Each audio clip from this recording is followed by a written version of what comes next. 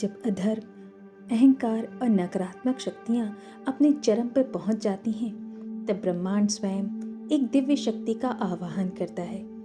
वही दिव्य शक्ति है माँ ललिता त्रिपुर सुंदरी। ललिता जयंती केवल एक पर्व नहीं है, ये शक्ति, सौंदर्य और चेतना के प्राकट्य का महापर्व है।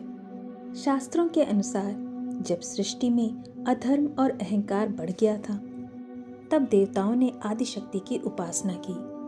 कामकोटि पीठ के दिव्य अग्निकुंड से माँ ललिता त्रिपुर सुंदरी का प्राकट्य हुआ। माँ पूर्ण षोडशी स्वरूप में प्रकट हुई।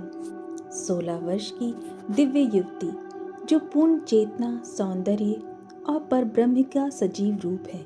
अग्निकुंड यहाँ केवल अग्नि नहीं है, ज्ञान की ज्वाला है और षोडशी अवस्था पूर्ण आत्मबोध का प्रतीक। जैसे 15 तिथियों के बाद पूर्णिमा को चंद्र अपने पूर्ण स्वरूप में होता है, ललिता जयंती का पूर्णिमा तिथि पर होना इसे और भी अधिक विशेष बना देता है। पूर्णिमा अर्थात मन की पूर्णता, चेतना की पूर्णता और साधना की सिद्धि का प्रतीक है। इस दिन किया गया मंत्र जप, ध्यान, साधना अत्यंत फलदायी मानी जाती है। शास्त्रों के अनुसार भंडासुर का जन्म कामदेव की भस्म से हुआ था। कठोर तपस्या कर उसने ब्रह्मा से वर पाया था कि कोई भी पुरुष उसका वध न कर सके। वरदान मिलते ही भंडासुर का अहंकार बढ़ गया। उसने तीनों लोकों में आतंक मचा दिया और तांत्रिक शक्तियों का दुरुपयोग करने लगा। भंडासुर केवल एक असुर नहीं था, वो अहंकार, वासना और सत्ता मत का प्रतीक था।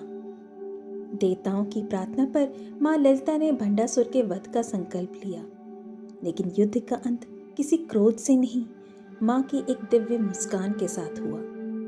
एक ब्रह्मांड हमारे भीतर भी है, जिसमें अहंकार और अन्य नकारात्मक शक्तियाँ विद्यमान रहती हैं। अगर शुद्धिकरण की अग्नि में अपनी समस्त नकारात्मक शक्तियों को जला दिया जाए और दैवीय गुणों को आत्मसात किया जाए, तो ब्रह्मांड स्वयं एक दिव्य शक्ति का आवाहन करता है। अर्थात भंडासुर अहंकार का रूप है और देवी का प्राकट्य ज्ञान का। जहाँ ज्ञान प्रकट होता है, वहाँ अहंकार टिक नहीं सकता। माँ ललिता त्रिपुर सुंदरी बाहर की देवी नहीं है, वो साधक की जागृत चेतना है।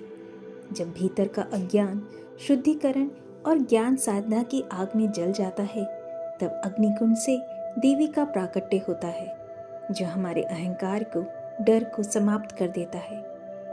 ललिता जयंती हमें सिखाती है कि सच्ची साधना युद्ध नहीं,